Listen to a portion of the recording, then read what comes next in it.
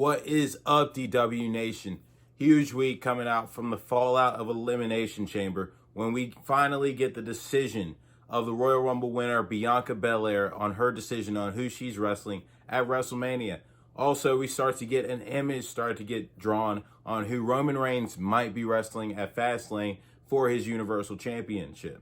So, without further ado, I'm Kevin Jones, the Disciples of Wrestling, and let's get down to it.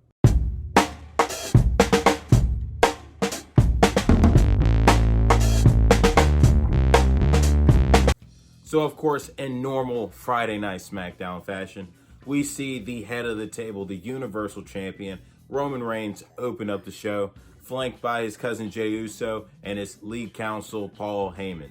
And, of course, he lets SmackDown know, and everyone watching, that SmackDown needs him. They need him as the Universal Champion.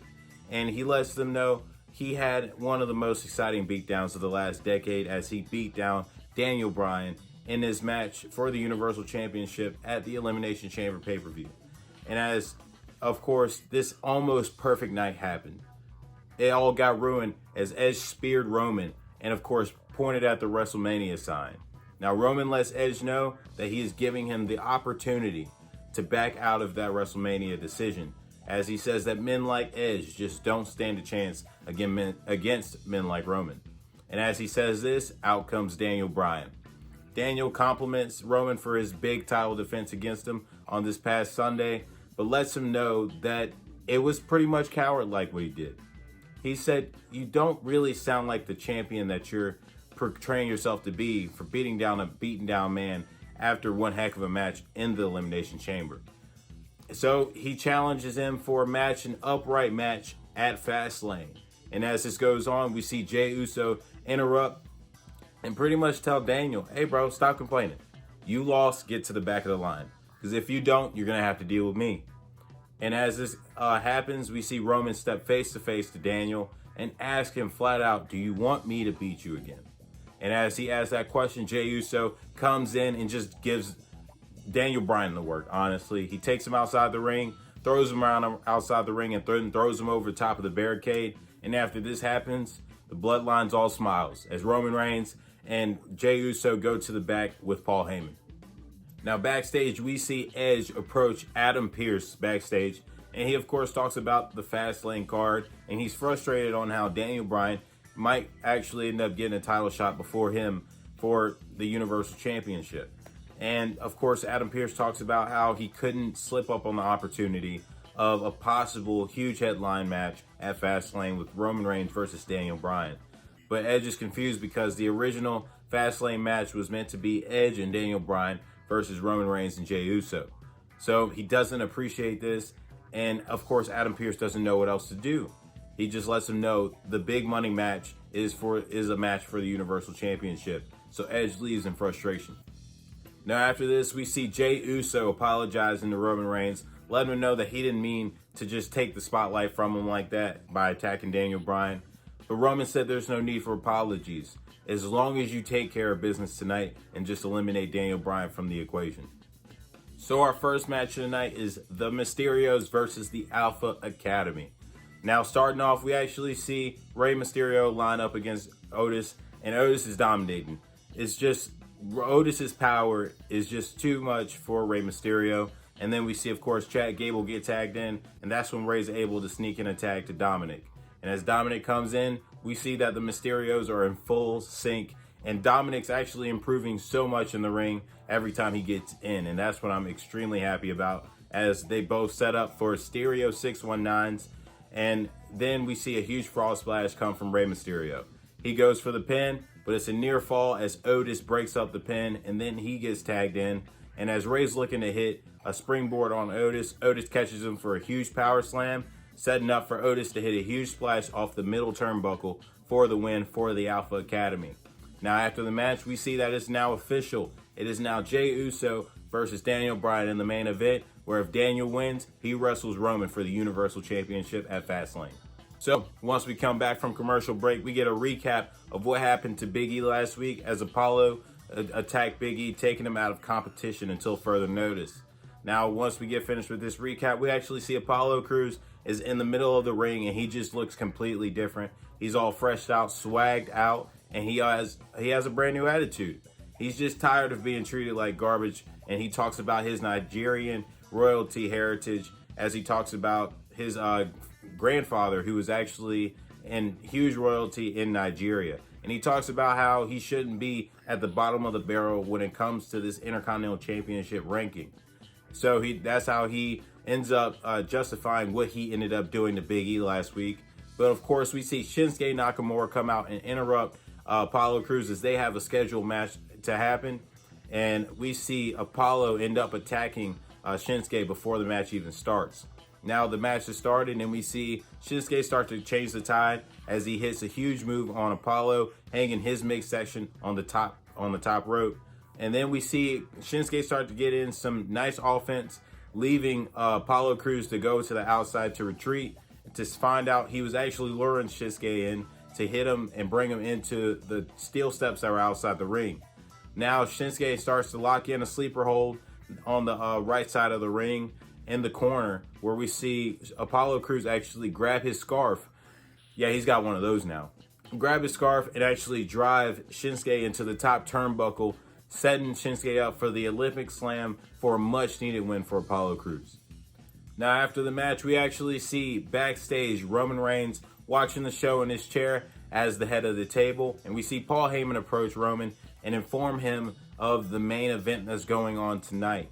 Now Roman is looking confused as he asks about the tag team match that was originally scheduled for Fastlane, and he says apparently it's looking like that match might not be happening depending on what happens tonight. And of course, Roman is still confident of what Jey Uso is going to be doing to Daniel, so he's not worried at all. Now our next match is Liv Morgan versus Tamina. And Liv looked to start off on a quick pace, looking to just give the work to Tamina.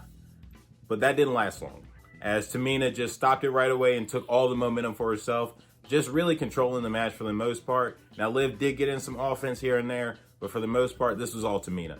Tamina then finishes the match with a fall away setup into a swinging Uranagi for the win. Now it's time for Bianca Belair to make her decision on who she's going to be wrestling at WrestleMania. Now in the ring, we see Sonya Deville and Adam Pearce, and before they bring out Bianca, they actually roll footage of the highlights of the Raw Women's Champion Asuka and the SmackDown Women's Champion Sasha Banks. Now as Bianca comes out, she talks about what her mom always told her when it comes to making decisions. She says that pretty much this decision can make or break her career, and how decisions that you make in life are really what define you. Now as she's about to make her decision, we see Reginald. Reginald comes out and he of course talks up Bianca and talks about her momentum that she's been building ever since she's made her debut on SmackDown, and of course winning the Royal Rumble in January. Now she talks about how much that she's actually been able to pick the brain of Sasha Banks as they've been teaming up recently, and that's when Reggie says that she's just outclassed when it comes to Sasha Banks, and how picking Sasha would be a big mistake as she is going to be setting herself up to lose. Now as he's still talking about Sasha, of course that brings out the boss herself, Miss Sasha Banks, the SmackDown Women's Champion. Now she comes out, and first things first, she tells Reggie stop speaking up for her, as she's a grown woman and she can do it herself. So she looks at Bianca and says, if you want to be the topic of conversation, then it's just best for you to pick me, as I'm the best women's wrestler in WWE right now. And she said, since I'm the best, that means that you'll always be number 2. And this sparks up and adds salt to the wound of Bianca Belair, of course, from what Reggie has said. So it's now official. Bianca has made her decision that she'll be wrestling Sasha Banks for the SmackDown Women's Championship at WrestleMania. Now, of course, as this comes to a conclusion, we see Corey Graves on commentary as he talks about how this match is going to end up being very, very similar to Patrick Mahomes versus Tom Brady at the Super Bowl, and how much we get those feels from it, as we get the experienced Sasha Banks versus the up-and-coming Bianca Belair. For our third match of the night, we got the Street Profits versus Sami Zayn and King Corbin. Now, before the match, we actually see Corbin complaining about why he's still in a tag team match with Sami Zayn. And that's when Sami informs him that he was the one that asked for the match. He talks about how him and Corbin both are in need of big wins, and talks about how he can't deny the chemistry that they had for the Elimination Chamber qualifying match. And he talks about how they could own the tag team division. Now Corbin agrees, and he says, I'm okay with this as long as you keep this documentary crew away from me. So we go straight to the match, where Street Profits are owning the filling out process, as Montez Ford lined up against Sami Zayn, and Angelo Dawkins lined up against King Corbin. Now, what ends up happening is we actually see the documentary team getting in the way of King Corbin as he looks to hit a move, and that actually turns to the benefit of the Street Profits as they get the upper hand on King Corbin and going into break. Now, coming out of break, we actually see that Zayn and Corbin are actually in control of Montez Ford, cutting the ring in half to where he can't get the Dawkins. Now, when we see Zayn get into the match, we actually see Dawkins get hot tagged as he cleans house. We actually see on the outside of the ring, King Corbin and the documentary team are having an argument once again. And now we see Sami Zayn and King Corbin bickering. And as they're bickering, we actually see Montez Ford clear over top of Sami Zayn to hit a huge outside dive onto King Corbin on the outside of the ring. Now this sets up Angelo Dawkins, his tag team partner, to hit a huge floating neck breaker, to tag in Ford to hit a big frog splash for a big win for the Street Profits. Now we have an in-ring promo from Seth Rollins as he talks about this official letter that he gave WWE Corporate, where in this letter he actually calls Cesaro a loser. I did not know that until commentary said this, which brings out, of course, Cesaro, who looks angry. And so as right before Cesaro goes after Seth, Seth's like, hold on, wait a minute. I didn't mean to call you a loser. You're a star. You are one of the most talented guys on this roster. Now, there's a reason why you keep coming short of the brass ring. And that's because you're lacking killer instinct. But he says that he can help him develop that killer instinct. Now, before we even get to that, Seth tells him that he needs to embrace the vision. And Cesaro before he even gets the answer, Cesaro just goes in. He ends up hitting the Cesaro swing on Seth Rollins and then sets him up for the Swiss uppercut to leave Seth Rollins just laying on the mat. Now, as Cesaro is leaving, we actually see the entrance of Daniel Bryan. And of course, this is always great to see as these two have a great friendship. And we see Cesaro wishing Daniel luck before his match against Jey Uso. Now, also, before we even got the promo of Seth Rollins, we actually got an interview backstage with Daniel Bryan as he talks about how he believes that Edge is just not going to be the one to dethrone Roman Reigns. He talks about how himself actually has a better chance against Roman than Edge does. He says that pretty much the reason why is because of Edge's lack of in-ring action. He's been gone for 9 years and he's only had 3 matches since he's returned. And he's pretty much only had 1 match since he's won the Royal Rumble. And as he's talking about this, we actually see Edge approach him. And he's like, well, since you're going to be the one to walk in and just beat Roman Reigns with ease. And Daniel, that's when he interrupts and goes, it's not with ease. But that's when Edge then interrupts again and says, so since we're talking about this, if you win at Fastlane, who wins at WrestleMania? Me or you? And that's when Daniel's like, I think I should keep that answer to myself. And that's when we see Edge and Daniel have one more exchange, and then that's when we see them go to commercial break. Now it's time for our main event. We got main event Jey Uso versus the leader of the Yes Movement, Mr. Daniel Bryan. Now starting off, we actually see Daniel Bryan controlling a lot of this match, where we actually see also Daniel Bryan's left knee is heavily taped from his Elimination Chamber match this past Sunday. Now, that didn't really come into effect until they go to the outside of the ring, where Jey Uso targets that left knee, driving that left knee straight into the ring post. But we see Daniel start to build up momentum again as he hits a nice knee drive from the apron onto Jey Uso on the good knee.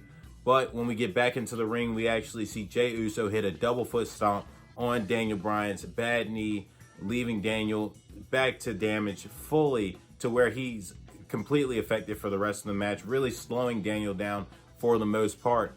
As Daniel relies on the quick and pace, we actually see Jey Uso work on that knee even more and take him to the outside of the ring, where they both essentially get counted out, but Jey's not done as he drives that knee into the steel stairs on the outside. Now Jey throws Daniel back into the middle of the ring, looking to continue putting on damage, but Daniel Bryan ends up locking into the bell lock in the middle of the ring, and then we see Roman Reigns come in to attack Daniel Bryan. And during this attack, we see Daniel Bryan lock into the bell lock on Roman, and then we see Jey Uso hit him with a super kick, setting up Daniel Bryan for a spear by Roman Reigns, and then Roman locks in the guillotine choke to leave Daniel Bryan motionless in the middle of the ring.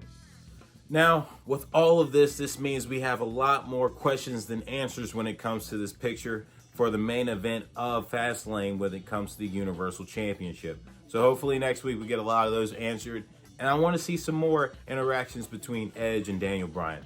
I like the tease of possibly seeing these two at WrestleMania, and honestly, if I get it, I'm not going to be mad, but I still think the head of the table is going to be the one to go in as the Universal Champion. But until next time, I will see you guys later. And if you guys haven't checked out this past Thursday's AEW and NXT recaps, definitely check those out. And I'll see you guys back again on Monday for my power rankings of this past week.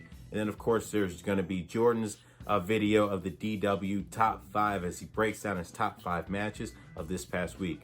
But until next time, I'm Kevin Jones, Disciples of Wrestling, and that was Wrestling.